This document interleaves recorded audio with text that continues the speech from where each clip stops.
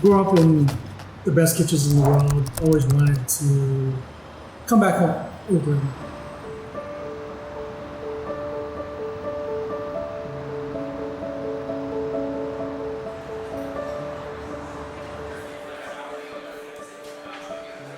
I always wanted a restaurant in Oakland, a fine dining restaurant in Oakland, regardless of what existed before.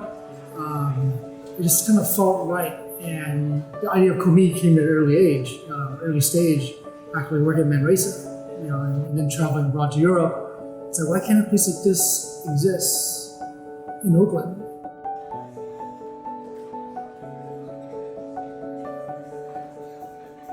And I told myself, like, it can't. Maybe I'm the one to do it. In 2009, we opened the doors with 3 pots and pans. Kitchen staff was just me and 2 other cooks. I really felt like I was learning on the job, and it really embodies the name Commis of learning on the job and always trying to get better. Even till this day, we're always trying to define what makes Commis different from other fine dining restaurants. And it's almost a soul-fulfilling journey of finding myself and how I cook. And I always believe that, you are what you eat, but mostly you are what you cook as well.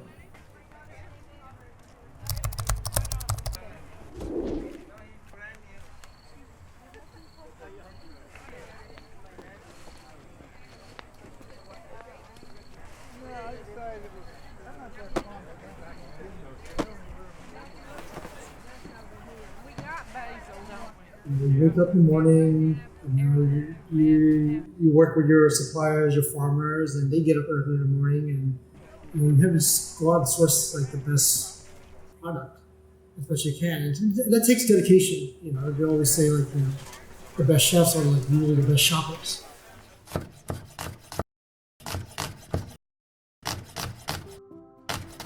When we first opened Commis, the style of the food was very dependent on my experiences of working with my mentors like David Kinch and being in the kitchens at Louis. So it was taking all those experiences and piecing together my own style. A little bit of here, a little bit of that. That was kind of the first 2 years. Like the egg dish was kind of a homage to the arpege egg, which we did at Manresa, but it was kind of like remixed to make it my own. Thinking about the flavor profiles and textures, which is still on the menu today.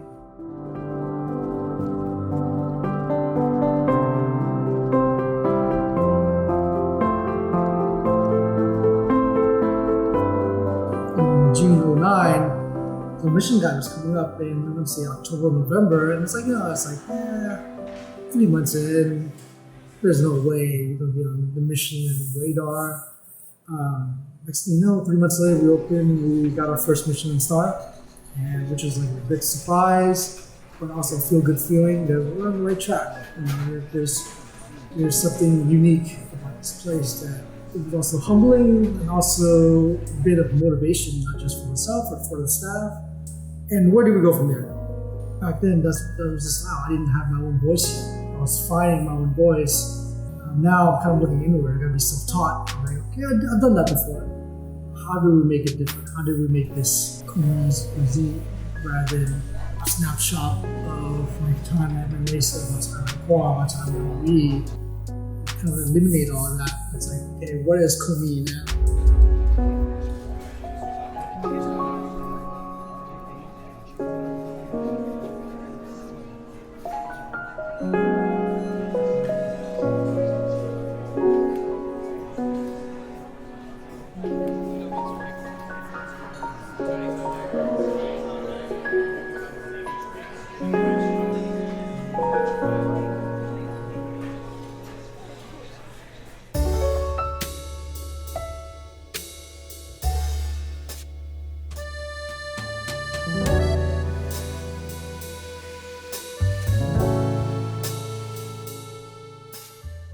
Service is it's a high production. I always think of it as a concert or a play. A guest comes in at 5:30, curtain goes up.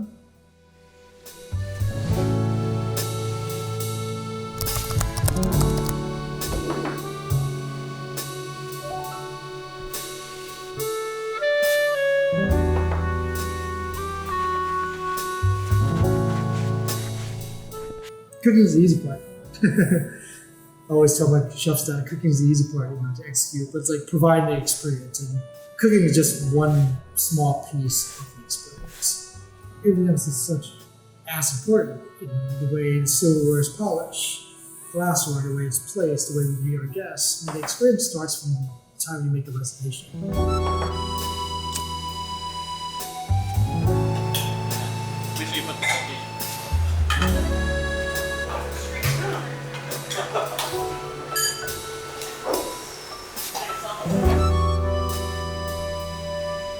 Hey guys, welcome back. Happy Wednesday. Hope everyone had a nice weekend. 32 on the books tonight. 6 o'clock, 3 top on 43 VIP table. Starting with sparkling. 1 no shellfish. It's kind of like a play where Expo calls out the dishes that needs to be fired or not. And it's a lot of timing, like anything else. Just like, hey, we have about 8 minutes for the fish dish to get the pass because the wine pairing is down. And the guests can't wait too long, or else the wine will get too warm.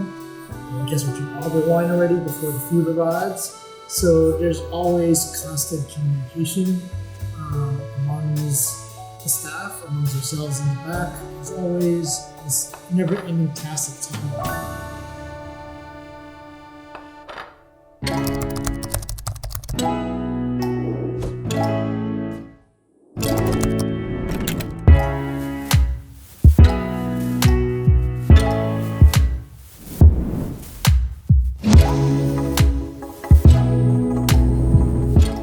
Guest comes in here with high expectations of a dining experience, and we feel the pressure ourselves to provide that. And to get where we want to be, we have to fall flat on our faces sometimes. It's almost like a self-check. Like I have to totally admit, like some of the dishes we come up with are totally great ideas, but they weren't delicious. It sounds great on paper sometimes, but it's not delicious. And we gotta deliciousness is paramount. Our job as chefs and cooks is to make delicious food.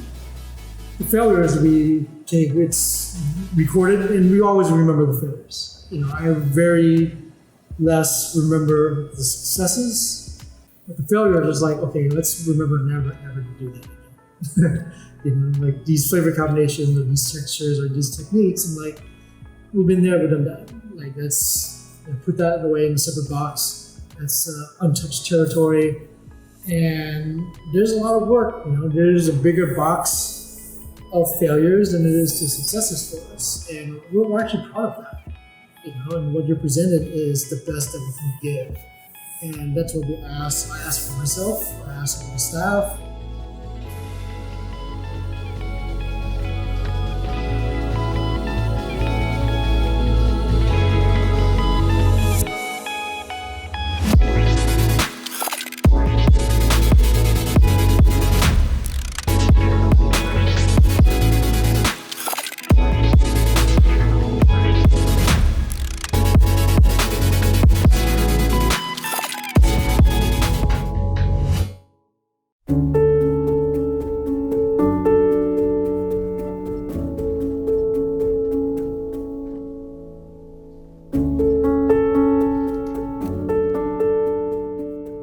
In 9 years, I'm very, very proud of where this restaurant has become. Like, honestly, I never thought we would get this far, and I never imagined the restaurant to look like this the way it is now. And I love it. I feel like what excites me is I come to work every day and I feel like the restaurant still feels brand new.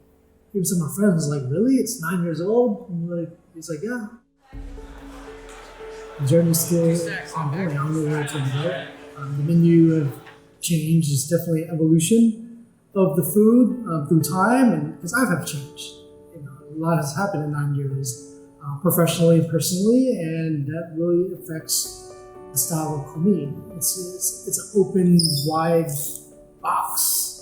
It can be anything. Tomorrow, some things will change because I have better ideas, or I'm inspired to be better by my peers, or just to strive to be better.